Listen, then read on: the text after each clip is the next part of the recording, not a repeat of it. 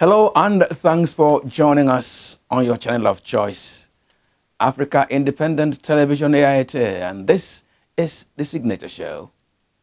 I'm Wabos Njoko, as always, my pleasure to welcome you to the program. And in today's edition, 1 week after House of Assembly election in Imo State, there are tears of shame. Nigeria Labour Congress issues warning of nationwide strike as the Congress president tells Signature Show Labour cannot sit on the fence in matters of politics. Plus, I'll thank you. An interesting package, if you ask me. All you do, please stay with us.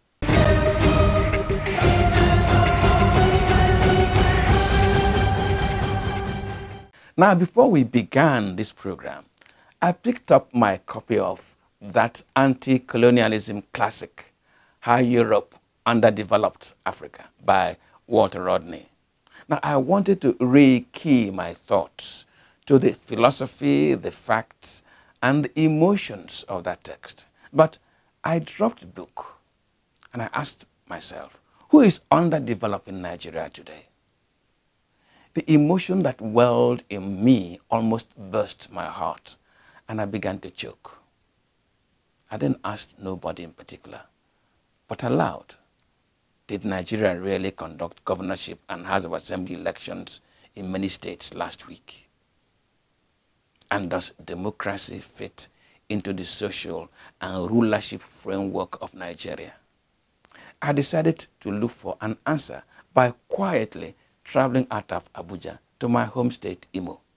I spent time in Abombise, and this is the story.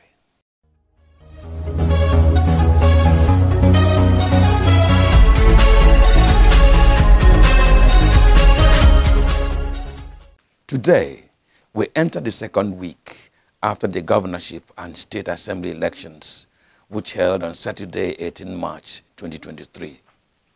Winners and losers have, of course, been announced by state-level election umpires. As those declared winners celebrate, the losers are protesting and raising dust over alleged abuse of the process. Some, however, are simply licking their wounds and counting their losses. In Abombise local government area of Imo State, folks seem to have returned to the routine of community life as if there had not been an election. And the top dogs, traditional rulers, and even senior priests with ringed faces won't answer any inquiries. But please, look carefully. Converse with the youth. You will uncover a simmering frustration and anger and a sense of looming crisis, even from among those who do not want to talk to you. This is like a graveyard. The silence is ominous. The people are not happy. The people could go back and resolve that their votes must count. The people could go back and resolve that enough of this. The people could go back and resolve, we are tired of suffering. We want somebody we vote for to be able to be accountable to us. Many political players in Abombise think that the state government went beyond what is decent and tolerable to subvert the entire process. They think that such political affront will have its consequences. It was not smooth at all. So many places in Abombise they used thugs, Ebubago, to come and disrupt the elections, took away the materials, and even wrote results which they uploaded themselves. But there were other places that were peaceful, where you will have the copies of the result we have, tallying with what we have on the beavers. Some other places is different. What you have on hand is quite different from what was uploaded. If the results had been duly announced, PDP would have scored at least 80% of the votes in Abombise, followed by Labour. APC was going to come third. So the election, if the results were announced, would have favored the PDP. I am sure the sitting governor didn't like that at all. The election started well. In all polling booths, I was getting in touch with everybody in the local government. Not until we got to the collection center. We got to the collection center. Before you know it, we were besieged with the military, the police, all over the place.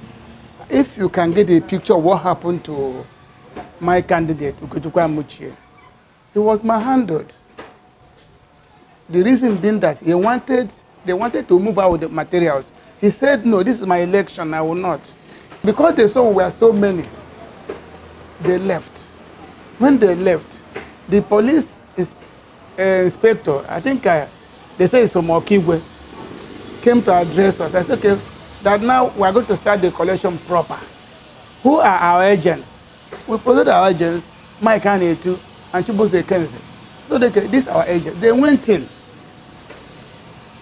As at this time, it was almost 1 a.m.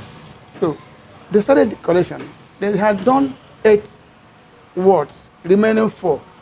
Before we now saw this military men police with almost 25, vehicles, and 3 armored cars. I don't know whether there was war. You know what armored vehicles are meant for. So we don't know whether common election was for war. As soon as they came, they drove away everybody. A contestant in the election, Ugochukwu Amuchie, is in Abuja complaining to INEC and applying for documents to pursue his case before the election tribunal. We ran into him in Abuja, and his personal story tells a bad story. Actually, what happened on 18th is something that my eyes have never seen before. It was like, that's a desperado film. They kidnapped both the panel doing the collection and all the materials, INEC materials, carted away everything and zoomed off to an unknown destination. Up till now, I have never seen both the collection officers that they bundled into the vehicle and all the materials. I only heard in the radio that my opponent had won. I did not see where a returning officer returned him as the winner of the election before other agents. And I have not seen the results that gave him the win. My opponent saw that he was already losing, because out of 12 wards, I had won 8. So what is remaining? Even the remaining 4, he can't even win them. So this is a man that I even won his polling booth. So what is left? If you go back to that portal now, you notice that all the 212 polling unit results have been uploaded. So they were really struggling, looking for how to get figures to match the difference, the gap I gave them. That informs where some of these ones, about 3 days ago, even up to as of yesterday, they were still uploading results, scoring themselves 400, 500 in a polling unit, just to make up the numbers. So this is a very big issue, because I don't know why INEC will leave that portal to be open up to this very moment. So you now begin to wonder, where is our problem coming from? Is it from the ruling class? Is it from my opponent? Is it from INEC? Because already they say they have gotten a winner as at 18th. So which result did they use to announce the winner? If up till now, they are still uploading results. You see clearly when you go through the portal that the real results were clean and straightforward. But others, where you see my results will be cancelled, another figure written on top, mutilated, those ones were uploaded at the collation center, where all these crimes were perpetrated. I am calling on the government, and especially INEC, to really do the needful by giving me my mandate they should announce me as the winner of this election, because from all indicators, from all results available, both in their portal, the whole world saw the results being posted on the portal. And that was when I started receiving congratulations. As a law-abiding citizen, I will use every legal means to reclaim my mandate, because this mandate was freely given to me by the good people of Abombise, and I cannot allow it to go that way. Justice must be served, not only to me, but to the people. The use or misuse of the Nigeria police, which the people of Imo State complained was pervasive in the presidential election, seems to have been replayed with greater impunity during the House of Assembly election. Does this bother the federal authorities? This question becomes necessary because once may be happenstance and twice coincidence. If that abuse is repeated for the third time in the governorship election, which comes up in November, would the people be wrong to call it enemy action? And will they be wrong to want to kill the enemy? It is a prospect that should be addressed now, lest the defiant fool ends in the grave with the corpse.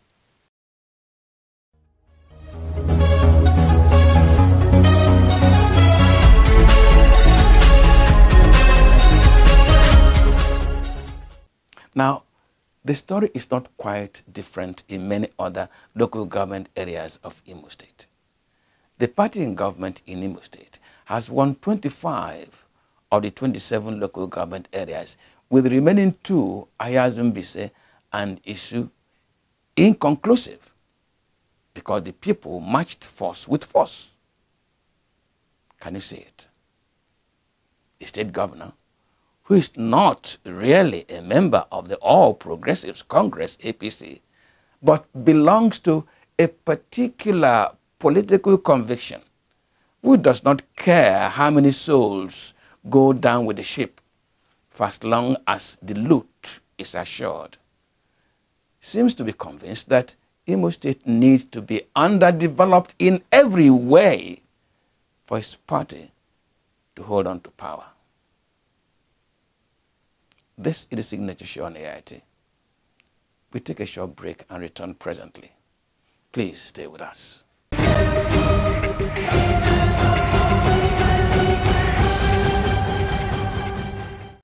You are welcome back. Now, I'm sick, and I mean it. Sick in my heart, and not even love can heal it. I'm sick because as I look on our national plate, all that is being served is delusionment, failed expectations, dashed hope. The president refuses to assent to a constitutional amendment to separate the office of the Attorney General from that of the Minister of Justice, just because he wants political interests to keep affecting justice interests in Nigeria. And the Central Bank of Nigeria has decidedly turned Nigeria into an economy of misery. And the man announced as president-elect is resting in Europe and planning how to be a Nigerian president. Of course, he needs to rest away from the hell, land of misery, and compromised institutions which politicians have made of Nigeria. He has houses in Europe where he can have peace of mind away from Nigeria, where the beggar population has increased exponentially. But he will return to look over the political pool, which is Nigeria's albatross, created by politicians. Meanwhile, the Nigeria Labour Congress thinks the economic burden will kill Nigeria's workforce. It has therefore called a national strike. Before NLC called the strike, we spoke with its president, Joe Ajaero, on issues bothering labor. Please stay with us.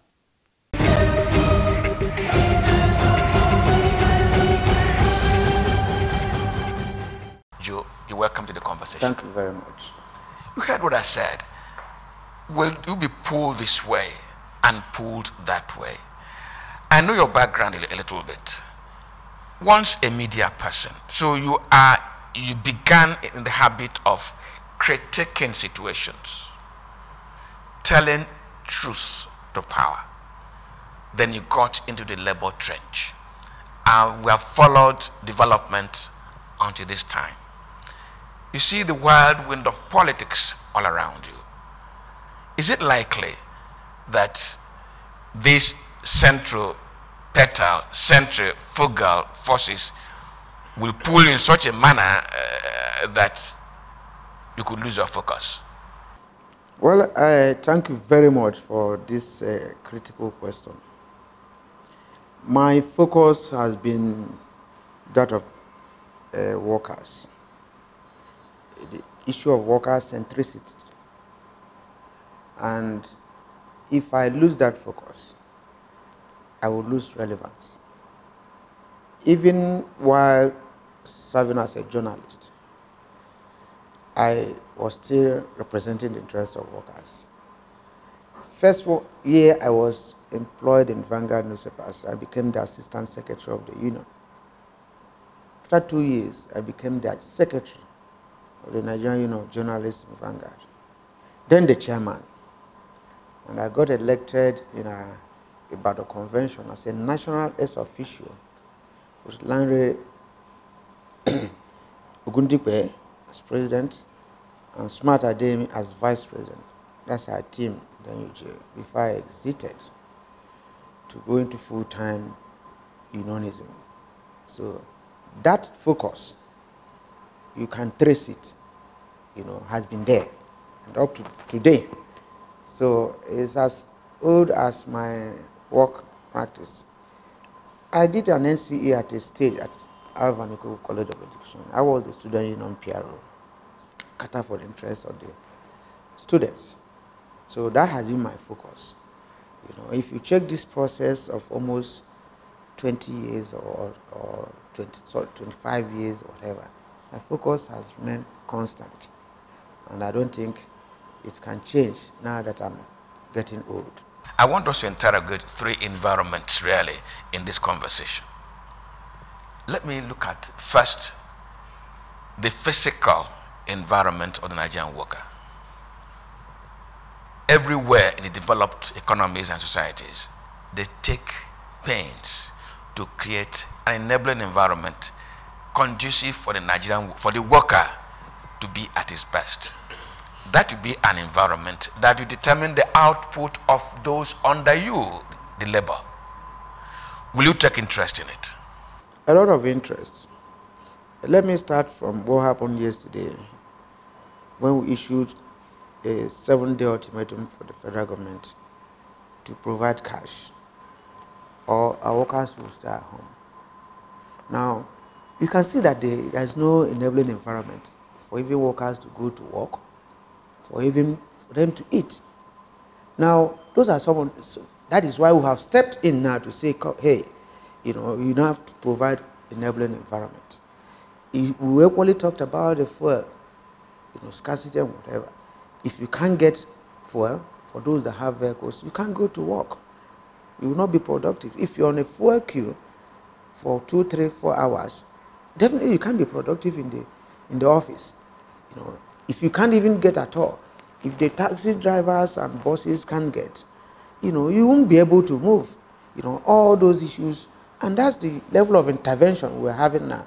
At least to that extent, provide enabling environment. And if you have said, everybody, bring your money to the bank, we want to change the color and all that, and we all sent our money to the bank. And when we now want to eat, we say, give us, we want 10,000, we want 20,000, or we want to pay our children's school fees. You say you are not going to give us. There's no way we'll perform. So we have to, first of all, interrogate that very environment and process, to enable it, be free, for us to practice for our members to function very well. Let me go into the next environment, and that is the environment of remuneration. And pardon me if I say that all these years, what the NLC has tended to show is that the organized worker, the moment his issues are sorted out, all is well. Do you think so? Has the problems of the organized worker ever been sorted out? At least when government and those in governance respond to them. To what extent? You know, you don't give from the left and take from the right. You know, let's even look at the issue of minimum wage. Because since you are talking about remuneration, and we have a minimum wage of 30,000 today, has the problem of the worker been sorted out? When you can get a loaf of bread for maybe 1,000, and minimum wage is 30,000. So a worker should be on one loaf of bread with his family daily. No pure water to take it. You know, he will not go to work, no transport fare, no house rent, children's school fees, whatever. Has the problem of the worker been sorted out? The inflation is jumping, the naira is devalued, every other thing is just low. So you can see that in labor palace. That's why we say the struggle continues, because the issue of the worker has never been addressed. If the worker has even, you know, if we have a policy, you know, some with social safety nets, assume we have a free transport system, medical system, the schools are free. You see that the workers' problem has been solved halfway. The children will attend school free. You know, they'll enter motor free. When they are sick, they go to hospital. These provisions are not here. So the workers' problem is compounded on and on and on. If you go into the cost of living index, then there's a problem. If you get a bag of rice, it's beyond the minimum wage. So the workers' problem in this country, in terms of remuneration, is zero. And it's pitiful. It's pitiable. You know, and then I don't know what, when we say the workers' problem is addressed. No, I'll still return to that remuneration environment. Yeah, this is the signature show on AIT, and my guest this afternoon, Comrade Joe Ajaero, the president of Nigerian Labour Congress. Stay with us. We'll be back.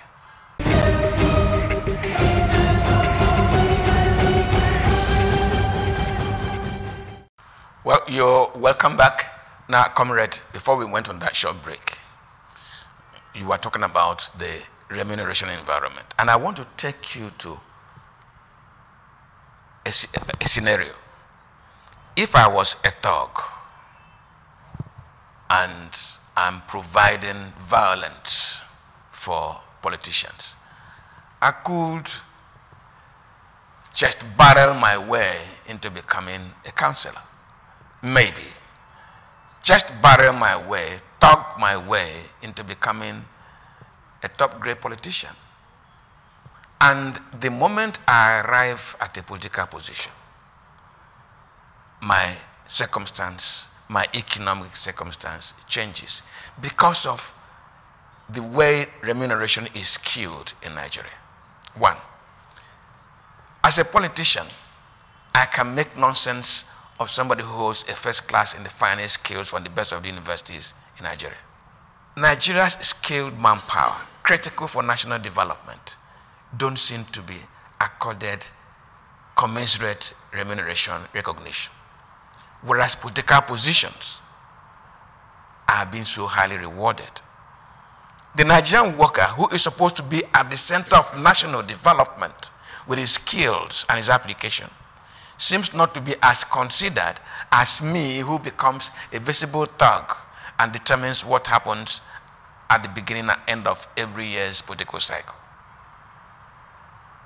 NLC and Comrade Joe Ajaero, do you consider this as an issue worthy of your engagement? Well, all over history, people, sergeants, corporals, shot their way into leadership. Sergeant Doe, Pinochet, other world leaders. Even the musketeers? Yes. They just shot themselves either with the barrel of the gun and whatever. that doesn't legitimize, their leadership or otherwise. The same thing with Togri. People out of Togri, whatever, get up there, and they are paid. If you are talking of maybe somebody in the House of Representatives, it is so classified that by the time somebody gets to that level, it should be of, somebody that is of high intellect, somebody that has passed through the Rubicones to end that office. And that is what it is. I still believe that is what it is. But there are exceptions where people, manipulate their way to such level. Conrad, let me intervene. The critical issue I'm raising there, I just use Togri for my own personal description as a process. But the political office remuneration is so skewed against the worker. Yeah, but I'm trying to explain to you that it's our system. Anywhere you have all this presidential system of government is usually high. If we have a system of government that makes even you are going to National Assembly part-time, you're a lawyer, you have your chambers, you're a medical doctor, you have your clinic, and then you go to the National Assembly either once or twice a month, and you sit, you deliberate on issues, you go back to your work, you get sitting allowance. That's it. Or by the time you make it, even when the time they are on recess, they are being paid this amount. It's 40. It's not sustainable. So and it is not based on what the Salaries and Wages Commission are coming up with. It's out of it. And when I say it's out of it, it's not like there is a system that now say this is the way it is. Where people now negotiate their wages. The ones in the executive determine what they call security vote. That is why if there is crisis in some areas, some people will fuel it more so that they will spend more money in terms of security vote. In terms of job, analysis and evaluation, you discover that if you go into it, you discover these jobs can never attract kind of remuneration. That kind of remuneration. No, you can sit down with Salaries and Wages, with a Bureau of Statistics and Labor, and we'll analyze it, look at, input, output. You discover that they don't earn it. But that's the government of Mosul. They are the people that make the laws, they allocate this amount of money to themselves. It is not normal. And now by the time, if you go back to the Togri or whatever you are talking of, it is difficult, and I have seen it, even from the way some of those who graduate with. The ones that met first class remain in the school to be graduate assistant, to be lecturer and all that. The people that couldn't finish from school are the people that go to carry ballot boxes. And before you know it, they're in the House of Rep, they're in the House of Assembly. So it's not based on your intellect or whatever. It's based on the route. You want to choose. And then the issue of, a value system, orientation in the country has changed so much. You have a first-class material who is even a PhD holder, but he doesn't have a job for 10 years. If he's from the village, no child will take him as a role model. It's that man that has a hammer jeep, and that's their role model, and everybody wants to take that route. So it's unfortunate, even the system we have, the level of education we have, and remuneration, if you put it together, is 40. Definitely, that's my... Comrade, unfortunately for Nigerian Labour Congress, it is a very critical stakeholder in national development. A very critical stakeholder. So even when we hold these conversations, we cannot but call out NLC and say, look, what ought to be done? And let me take you to your own constituency, the electricity constituency, which you just mentioned now. In a conversation with some of my own reporters, I said, has it occurred to us that every development in the electricity sector has been imported? Yet somebody said to me, we have some of the finest technicians and engineers, critical thinkers, and innovative minds in that sector. And I said, no, I don't believe it. And I said, why I do not believe it is that if we keep importing solutions, administrative solutions, engineering and technical solutions for our challenges in that sector.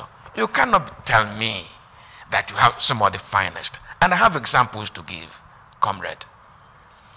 Nigeria defense industry was established the same year as the Brazilian defense industry was established. Today, Nigeria imports defense equipment from Brazil. Today, Nigeria imports solutions from Korea, whether it is South or North Korea, I do not know which. Our underwater welders are coming from South Korea. Spare parts for our turbines are brought in from Japan and from Korea. And yet we have the finest engineers and technicians. Does that sound reasonable? And comrade, that leads me to the question. Beyond the remuneration environment, is Nigeria Labour Congress interested in the skills and manpower development environment? Because that is what is going to drive national development. In making demands on the establishment, do you consider such demands necessary? Well, I think where you needed to look at is governance and leadership. You know, coming to electricity, we have some of the best engineers. Twice or thrice that the Akusu Dam in Ghana collapsed, we rescued it from here, and many others. Check Nigerians, engineers, medical doctors all over the world. I even trained here before leaving. They are the best. But we don't have inspiring leadership. If you go to Brazil, Lula was one of us. In fact, it wasn't, it was just the iron and steel kind of metal product president of the union there. And he brought over 50, over how many million people out of poverty by his programs and action. And that country started doing what they were not doing before. The government that took over anyway jailed him, but the people came back to him and brought him back because of that gap in their constitution. And he's joined a third term now because you have an inspiring leader that can tell everybody, let's go, and we move. But when you have people whose job is to think of what they can get from a system, they will not do it with the manpower you have. They will, some organizations these days have even imported janitors, people who clean toilet, whatever.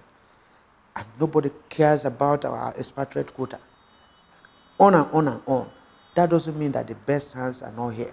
You can go to the energy sector, petroleum sector, and they're telling you they are importing finished products. The fact remains that these products are being refined by young men in Niger Delta area. They are selling it. Go there, you see, even with drone, it's not rocket science. So why are you now importing?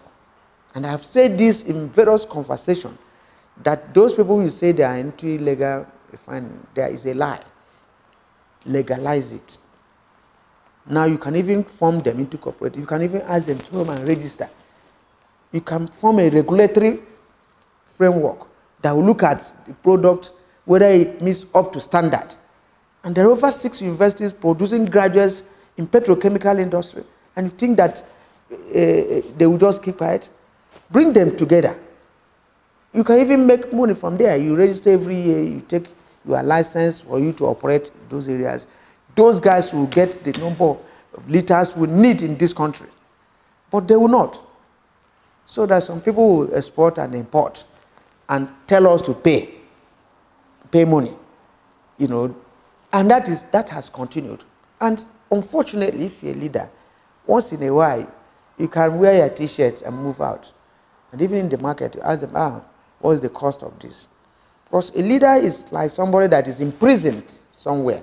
The people around you can hold you hostage, manufacturing enemies to you. This person is this. When they wanted to the private sector, like you said, we fought for almost 10 years, trying for them to see the implication of what they were. And they said they were privatizing, that they must get technical experts. The person must get financial ability that will be FDI, foreign direct investment and management. When they privatize, we didn't see any $1 into the economy of Nigeria. What we saw was borrowing money from Nigerian banks and then using it to buy Nigeria electricity companies.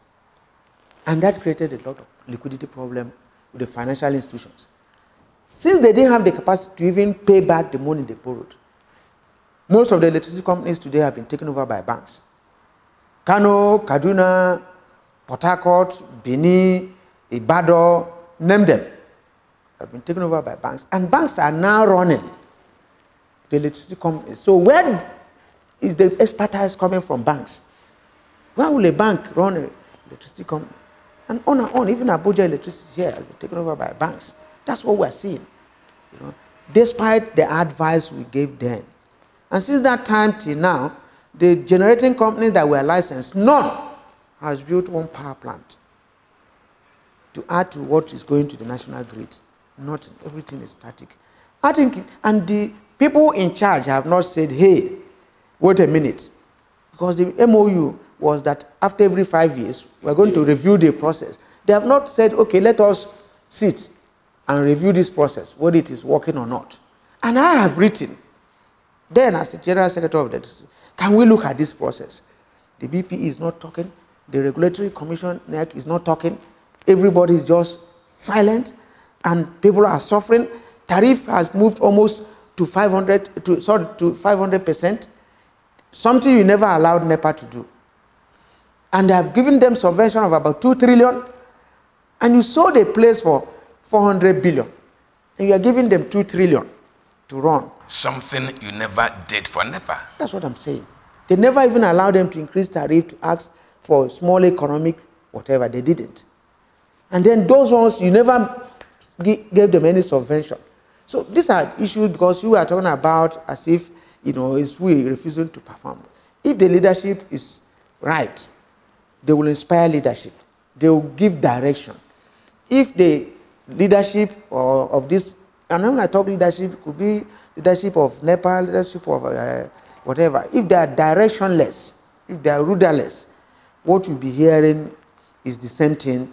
If you have 4,000 megawatts today, and we are talking of an international standard of 1,000 megawatts to 1 million people, and you have more than 200 million people, and you are talking of 4,000 megawatts from Obasanjo's era to now, it's shameful. That Nigeria is the country that is having the worst case of power poverty. We are down there. So on and on and on. So who should ask questions? Who should now say, let us have a conscious master plan, that every year, let us bring 500 megawatts, conservatively. The next year we'll bring 500. Then the country will be growing, demand will be going, supply will be growing. But here, demand is suppressed. Supply is suppressed, and demand is growing, on and on and on. There is no availability, there is no accessibility, and we continue to blame game. It cannot. Things cannot change overnight. You can't say, let there be light. Unless you have another, power plant you are commissioning tomorrow. And it takes an average of about 3 years, to commission a power plant. If there is none you are building this year, there is none you will commission in the next 3 years. If there is none you are building next year, there is none you will commission the next 4 years, in that order. And we stay and be looking. So that is the problem we are having. Leadership, if we get it right, leadership that will ask questions, leadership can even fire those that are not doing well, and replace them, following due process. Things can get better. Comrade leadership. NLC somehow in the current order, Nigerian order, has found itself in politics. There's a party that is called Labour Party. Is NLC part of that Labour Party? The certificate of that Labour Party is in this office. Good. All over the world, you have Labour Party. As of that of Britain, GDP, whatever, owned by the trade unions. for contestation of power to improve and further the welfare of their members.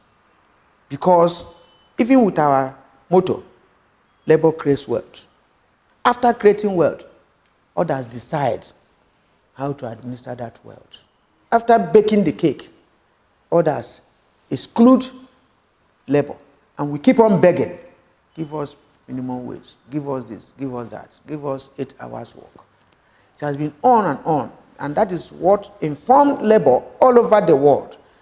Even if they are not answering Labour Party, you will see them aligning with those parties whose minimum principle or ideology is social democracy.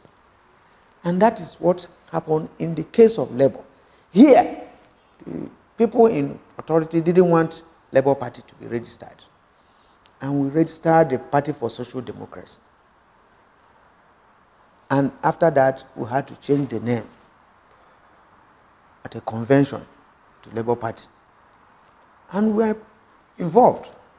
The only thing, and that is clear, is that I will not abandon my job as NLC president to be campaigning. I will not allow that. Now, let me tell you, I'm going to interject, go ahead. comrade, because Go ahead.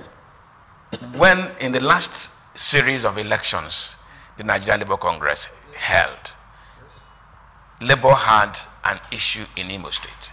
Yes. And there was so much of name calling. Yes. One of my colleagues said to me, maybe it is because NLC is now partisan that the Imo State government sees it as a challenger. Does the Imo State government see you as leadership of an opposition party trying to mess things up for it? The Imo State government, I don't want to use some words here because I'm from Imo State. There are 36 states and Abuja that knew that Labour is in party, and they're not messing them. It's only in Imo State government that sees Labour as opposition. Imo State is the state that has the worst anti-Labour policy. Unfortunately, I can't come from that state and go to another state without removing the speck in my eye. I will lose the moral right to challenge that process elsewhere. We had the chairman in Imo State, Chilab, and because he was not buying into the suppression, they had agreement where they identified over 15,000 workers the Imo State government called ghost workers. The previous government did not call them. The government of Rochas did his own biometrics and was paying. The government of Emeki Hedua, though short-lived, throughout the period he was there, he did biometrics and was paying. They identified the real workers. The government of the current government did his biometrics, and at the end of the day, by a joint effort, they discovered that this number, you are not paying them. Pay them. They are not ghost workers. This number are not ghost pensioners. Pay them. Since 2021, he was not paying them. The chairman then resisted. They went after him. Send their correspondence to the Imo State Secretariat of the NLC. He destroyed everything and asked Talks to take over that place. Talks to the governor, current governor, Hope Uzodinma, and asked Talks to take over the Imo State Secretariat and appointed somebody else as NLC chairman. We say, no, you don't appoint somebody. He took the former president of NLC, Ayuba Waba, to go there and to say, no, this person is not we don't know him. After that, he decided to now go after the Chilab. The guy abdicated, had to run from the state. And we now call one of his vice to still, please act. And that one was so terrorized that he couldn't do a letter to say, oh, God, beg, pay these people. Between that time and the next election that was taking place in the 36 states and Abuja, and the election was on there. And the Commissioner of Information called one of the contestants and said, the governor said, you must step down. That one says, my union that brought me, I will get back to my union and my family. He said, if you don't, I will report to the government that you don't want it. And they had that conversation. Unfortunately for the commissioner again, the following day he called me. I started raising these issues. I advised him that I know that government will want one person or the other. I said, but you guys are even lucky because the two people contesting are from the Imo State Civil Service. So they are your staff. But we will not allow forcing somebody to step down. If he loses the election, he goes. Allow them to contest the election. We provide the enabling environment for them to run. We talked, we organized a reception for you. I said, please, keep that crap. Let them go for election. Go ahead and support the person you are supporting. You know, but you can't dictate for us to say this person you must run.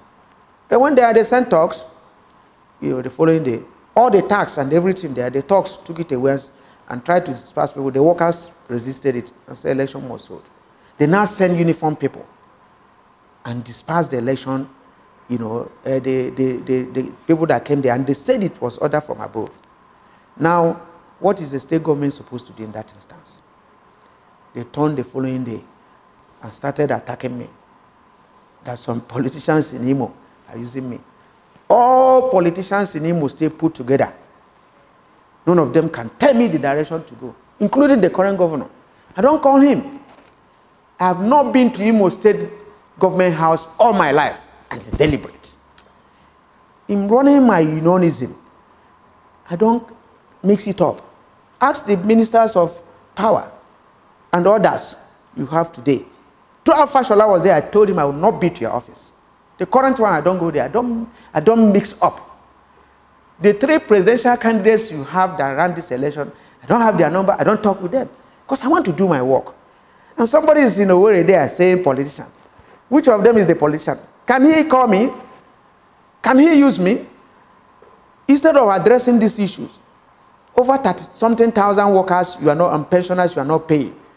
And they are dying. You don't feel it. And the commissioner now went in, by virtue of his job as a labor commissioner, held a meeting and go back to you that these are the agreements. Do I sign? You say, don't sign.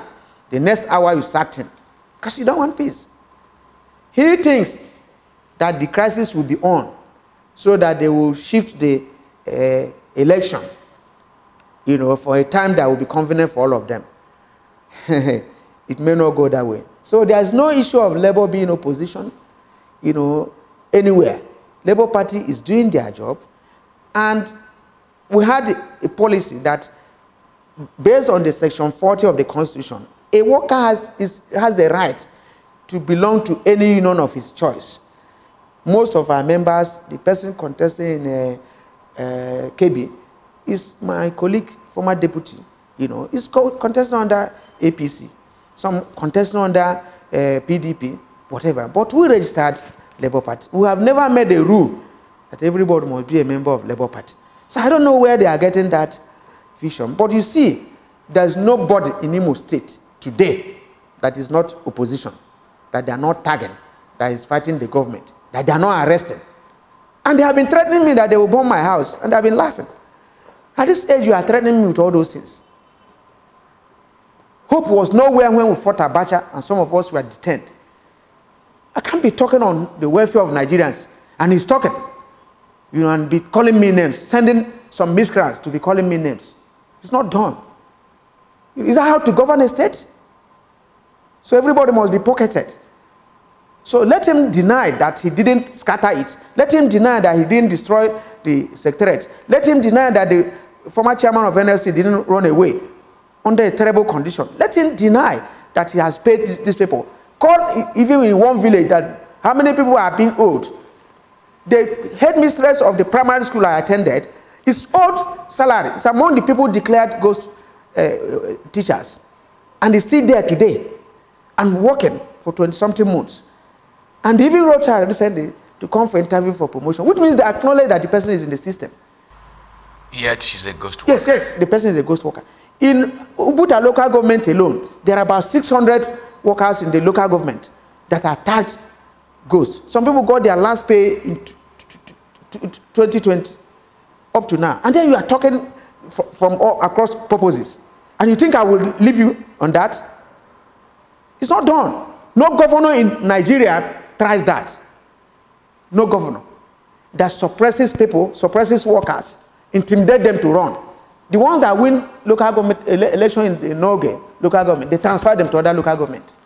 On daily basis, harassment and intimidation. And you still come out where Nigerians are and you talk. Sajero is supporting your opposition. Which opposition?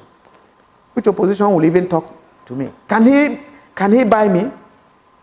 So that aspect is an aspect when people have something to hide, that they will be talking. You know, as for me, it's a no-no. Imo and Abia were the worst states in terms of workers' welfare. And the previous week, we were in Abia. You know, and they were forced to sign agreement. Health Management Board there from 17 months to about 30-something months. Every week, they bring posters of obituary. The next week, they remove that and bring another one. And I'll be answering NLC president and be watching. And you tell me that it's opposition. What kind of opposition is that? So, Comrade Jajere, let us not be. Thank you very much for coming to the conversation. Thank you. You have a great responsibility, and I wish you well. God bless you. Thank you very much.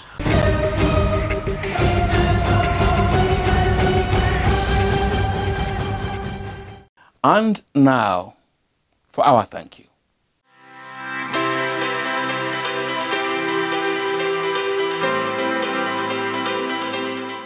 Now, at times like this, deeper thought that appeals to something outside of man serves to calm nerves, reduce tension, and extend hope. Mercy Johnson acts that purpose this afternoon, and we thank her.